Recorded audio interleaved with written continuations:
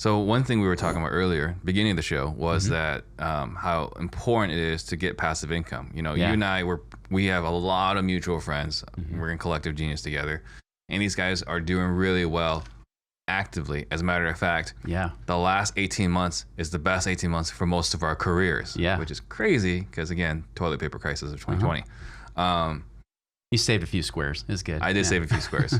So talk to me about the importance of passive income and why it's so important. I mean, we're doing really well with active income. Why is passive income important? There's a lot of levels to that, right? Here's the number one reason. You want to get to the place where you work because you want to, not because you have to.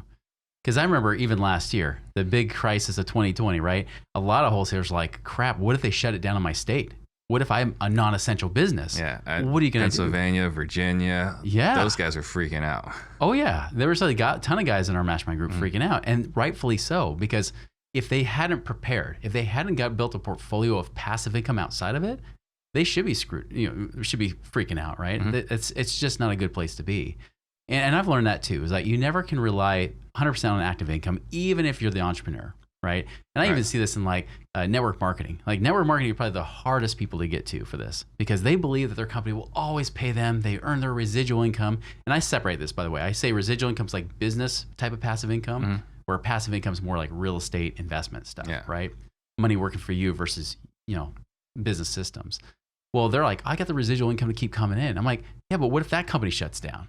Like, you're not a real business owner here. It's like a pension. Yeah, it's like a pension. Right? They're like, oh, it never will. I'm like, you know how many of these companies have shut down or even sold to a competitor or something else?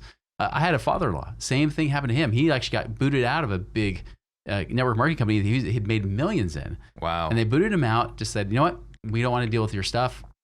You're gone. And he was unemployed in Greenland, right? Yeah. Quote Princess Bride. Oh. But I mean, he had to go find another company and build it all back up again while he was in his 60s. Yeah. So those residuals are not necessarily reliable. No. And that's why I like to really foster the mindset that you have multiple streams of residual or passive income, right? You've got to have different streams of income coming from different places. And I'll tell you, like, that's the one difference between me now, Chris Miles of today, versus Chris Miles of 2007, who was, chest thumping and thought he was awesome because he's this 29-year-old, retired Figured guy. the word out. Yeah, I figured it out, but I hadn't, right? It was all about that cash flow. Cash flow is what creates freedom, right? So what are you doing to help people find that passive income? Finding deals, right?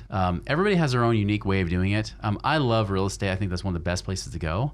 Now, if you're an active investor, I mean, you probably have access to some of the best deals. You don't even need me, really. I mean, you don't need that because you've got some of these best deals that you can say, you know what, maybe 10% of my deals I'm wholesaling, I hold on to. Like maybe I cherry pick a few of these and keep it in my portfolio.